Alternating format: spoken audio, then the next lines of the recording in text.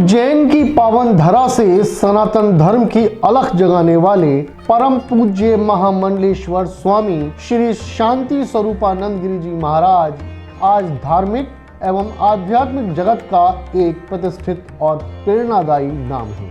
आप श्री पंचायती अखाड़ा निरंजनी से जुड़े महामंडलेश्वर हैं तथा उज्जैन स्थित प्रसिद्ध श्री चार धाम मंदिर के पीठाधीश्वर के रूप में धर्म, संस्कृति और आध्यात्मिक चेतना के प्रचार प्रसार में निरंतर समर्पित हैं। महाराज श्री देश भर में श्रीमद् भागवत कथा, श्री शिव महापुराण कथा एवं गीता प्रवचनों के माध्यम से लाखों श्रद्धालुओं को सनातन संस्कृति का संदेश दे रहे हैं। आपके ओजस्वी विचार, भजन और आध्यात्मिक प्रवचन देश भर के श्रद्धालुओं के बीच विशेष श्रद्धा का केंद्र बने हुए हैं। महाकाल की नगरी उज्जैन में स्थित श्री चार धाम मंदिर श्रद्धालुओं की आस्था का प्रमुख केंद्र है, जहां एक ही स्थान पर चारों धामों के दर्शन का अद्भुत अनुभव प्राप्त होता है। स्वामी जी के बरेली आगमन पर आध्यात्मिक दर्पण डिजिटल न्यूज चैनल के एडिटर इन चीफ आशीष जौहरी ने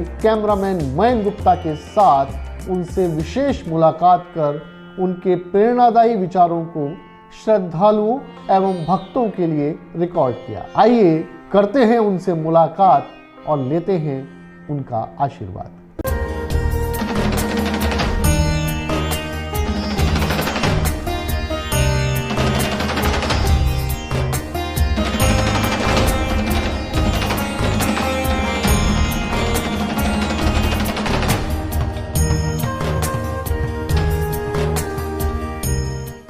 महाराज जी, सादर प्रणाम। आध्यात्मिक दर्पण डिजिटल न्यूज़ चैनल में आपका हार्दिक स्वागत है।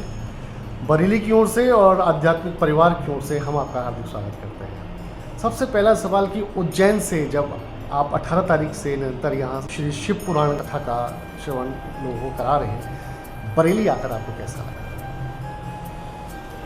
देखिए, ऐसे तो साधुओं के लिए पूरी भारत भूमि अपनी ही है।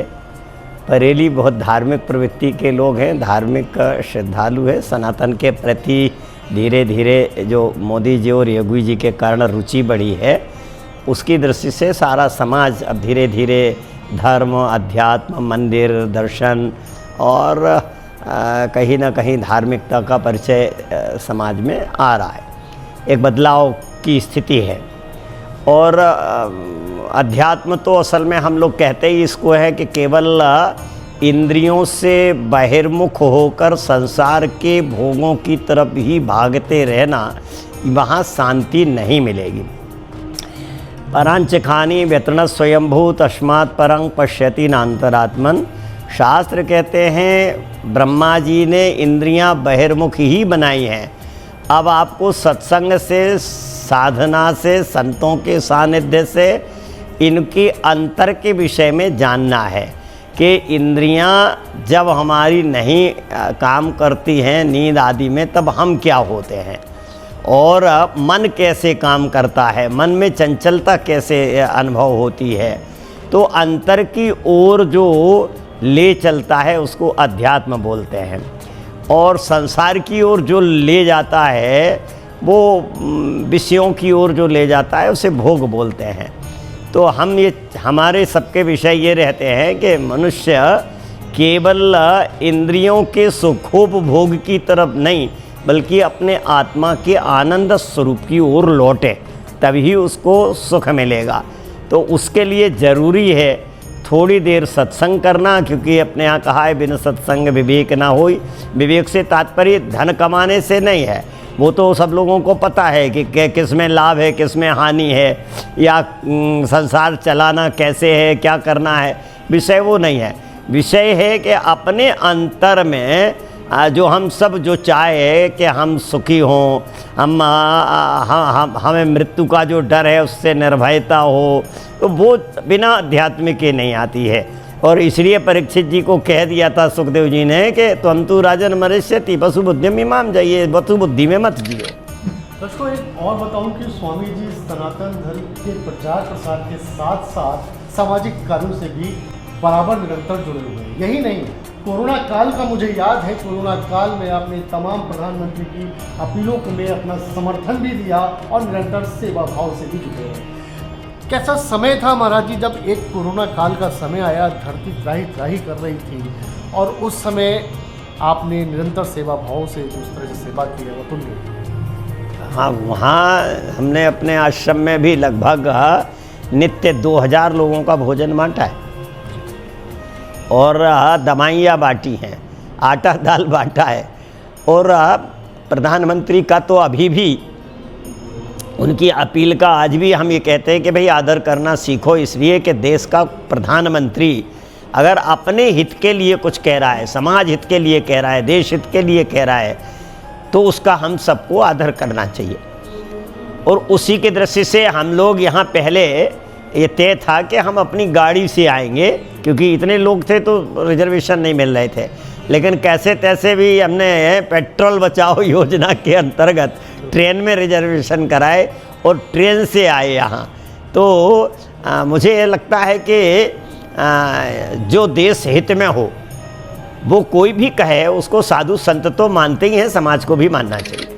आज सिर्फ प्रधानमंत्री नहीं, पब्लिक ही नहीं, बल्कि अगर महान संत भी अगर उनकी अपील को सार्थक कर रहे हैं तो मेरे ख्याल से ये बहुत बड़ी बात है। श्री पंचायती अखाड़ा निरंजनी से आपको महामंडलेश्वर की उपाधि मिली। महाराज जी, जब आपको ये महामंडलेश्वर पद से नवाजा गया, उपाधि आपको ये प्राप्त हुई, उसके बाद आपको लगा कि भार अब कुछ और बढ़ गया समाज के? देखिए, साधु संतों को पद मिले ना भी मिले तो भी समाज में जो अध्यात्म की धारा है, धर्म का जो प्रचार है, समाज में राष्ट्रीय एकता के प्रति जागरूकता है, चरित्रवान बनने की प्रेरणा है, ये सब समाज में देते रहना चाहिए। और महामंडलेश्वरों का तो क्या, हम लोग ऐसे ही बोलते हैं कि जब हम मंच पर बैठे होते हैं तो हजारों लोगों की निगाह हम पर होती है। तो हमारा अगर आचरण श्रेष्ठ होगा तो समाज उससे सीखेगा। तो समाज में अच्छी बात ही नहीं, अच्छा आचरण करके भी दिखाना है। तो हम लोगों को जो मंडलेश्वर बनाते हैं अखाड़ा, वो सब इस तरह से देख के ही बनाते हैं कि ये योग्य हैं, पठित हैं, समाज में अच्छा काम कर पाते हैं। तो उसी दृष्टि से एक पद होता है, उसको अखाड़ा योग्य संतों को देता। सनातन को किस ओर बढ़ता हुआ? समय अच्छा है और सनातन के प्रति जागरूकता बढ़ी है और मुझे लगता है कि थोड़ा सा अब बदलाव इसलिए आना चाहिए कि सनातन के प्रति जो संगठनात्मक स्वरूप है, जो बिखरा हुआ समाज है, उसको संगठित होना चाहिए। और दूसरा, समाज में समरसता होनी चाहिए। ये जातियों में जो बटा हुआ समाज है और उसके कारण जो पार्टियों में बच जाता है, वो दूर होना चाहिए। हम सब हिंदू एक हैं, ये भाव जगना चाहिए। और हम तो ऐसे ही सहज रूप से समझाते हैं, ये 4 उंगलियां हैं, चारों अलग अलग हैं, ये ब्राह्मण क्षत्रिय वैश्य शूद्र की तरह। इन उंगलियों को आपस में मिलने में टेढ़ा होना पड़ रहा है, ये एक दूसरे से मिलना नहीं चाहती, लेकिन ये महात्मा है, महात्मा सबसे मिल लेते हैं, सबके पास चले जाते हैं। इसका मतलब है महात्माओं जैसा स्वभाव बनाओ, सबके साथ मिलजुल करके रहो, सबके साथ एक होके रहो। ये उंगलियां अकेली क्या करें, उंगलियां अगर बंध जाएं और ऊपर से अगर अंगूठा उसके साथ महात्माओं का मिल जाए तो ये एक मुक्का बन जाता है, हमारी ताकत बन जाती है। तो सनातन को चाहिए कि अपनी ताकत खड़ी करे, हम बटे ना, बिखरे ना, जातियों का भेदभाव समाप्त करें। हम सब एक हैं, देश हमारा एक है, समरसता के साथ, राष्ट्र की भावना के साथ हम सबको एकजुट होना चाहिए। क्या आपको लगता है कि सनातन जिस प्रकार से तेजी से ना कि सिर्फ देश में बल्कि विदेशों में भी अपनी जड़ें मजबूत कर रहा है, ऐसे में तमाम साधु महात्माओं ने भी, संतों ने भी हिंदू राष्ट्र में अपना मत रखा, आपका इस पर क्या? बिल्कुल, हम लोगों ने तो ये कहा है कि विवेकानंद उस समय भी गए विदेश में तो शास्त्र लेकर गए, शस्त्र लेकर नहीं गए। तो शास्त्र का चिंतन ही समाज को दिशा देता है, तो वही संतों ने करना चाहिए। और संत ही देश विदेशों में भी अपनी इस ऊर्जा को लगाए हुए हैं। और हम लोगों का तो यही मत है कि भारत पहले विश्वगुरु रहा है और पुनः अपनी प्रतिष्ठा के अनुरूप सनातन एक होकर के हम फिर विश्वगुरु ही बनेंगे, क्योंकि हमारी शक्ति विश्व ने देख भी ली है कि जब विश्व आपस में लड़ रहा है तब भारत सबको शांति का उपदेश दे रहा है। भारत का युवा यूं तो समझदार है और बहुत इच्छा शक्ति अच्छी रखता है, लेकिन कभी कभी उसको पद से हटाने के लिए भी तमाम ऐसे लोग भी कार्य कर रहे हैं जो सनातन से उनको विमुख करना चाहते हैं। इसमें युवाओं के लिए खास तौर से आप क्या कहना चाहिए? देखिए, युवा को चाहिए कि प्रत्येक व्यक्ति के पीछे नहीं चलना है। जो श्रेष्ठ जन है, महाजनों ने गतः सपंथा, श्रेष्ठ जन जिस रास्ते पर चले हैं वही एक सच्ची दिशा है, सच्ची राय है और सुख और शांति की राय है।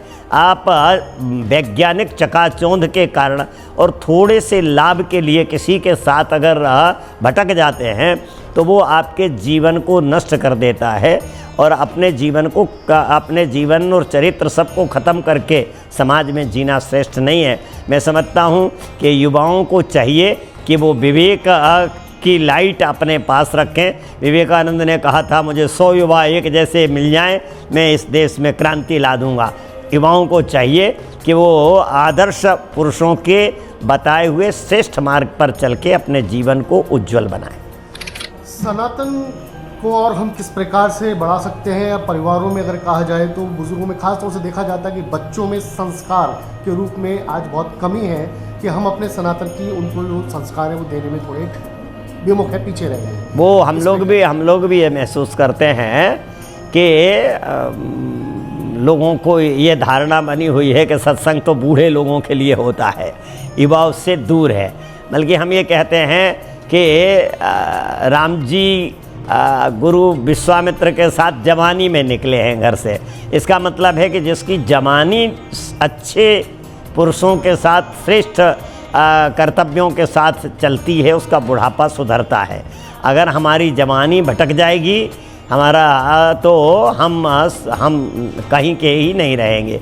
इसलिए जवानी को संभाल के रखना चाहिए और अपनी जवानी की शक्ति को राष्ट्र निर्माण में लगाना चाहिए। 18 तारीख से निरंतर शिव पुराण का आप कथा कर रहे हैं, आज आखिरी दिन है, ऐसे में तमाम देशवासियों के लिए क्या संदेश देना चाहिए? बस हम तो यही चाहेंगे कि देशवासी धर्म की इस गंगा से जुड़े रहें, अच्छा आचरण करें, देश में परोपकार की भावना रखें, सबकी सहायता करें और अपने जीवन को भगवान के साथ जोड़ें। कम से कम और कुछ ना हो सके तो एक बार मंदिर जा कर के भगवान शिव को जल जरूर चढ़ाएं, क्योंकि एक लोटा जल आपकी किसी भी समस्या का समाधान कर सकता है। भगवान की भक्ति ही व्यक्ति के जीवन को श्रेष्ठ बनाती है। आध्यात्मिक दर्पण ने निरंतर 18 तारीख से इस कार्यक्रम को लाइव दिखाया है, आज भी लाइव रहेगा। उज्जैन से काफ़ी लोग जुड़े चैनल से, उन्होंने धन्यवाद दिया चैनल को और उन्होंने कहा उज्जैन में बैठे बैठे हमें बरेली से गुरुजी का आशीर्वाद प्राप्त हो रहा है, निरंतर कथा देख रहे हैं। आपका तो बड़ा अच्छा लगा। आध्यात्मिक दर्पण परिवार को मेरी ओर से बहुत बहुत आशीर्वाद, बहुत शुभकामनाएं। वो इसी तरह धर्म के कार्यों में लगे रहें, समाज को घर में बैठे हुए ही धर्म और अध्यात्म का प्रवचन सुनवा कर उनको धर्म के साथ जोड़ें। हमारा परिवार को बहुत बहुत आशीर्वाद। तो ये थे हमारे बीच महामंडलेश्वर महाराज और यकीन मानिए निरंतर 18 तारीख से लेके आज 24 तारीख हो गई है, समय का पता ही नहीं लगा और तमाम बरेली वासी भी गदगद हैं जो यहाँ बैठकर उनका लाइव सुन रहे हैं और साथ ही वो भी गदगद हो रहे हैं जो आध्यात्मिक दर्पण के माध्यम से चैनल पर लाइव प्रसारण देख रहे हैं। कैमरामैन महेंद्र गुप्ता के साथ आध्यात्मिक दर्पण के लिए आशीष।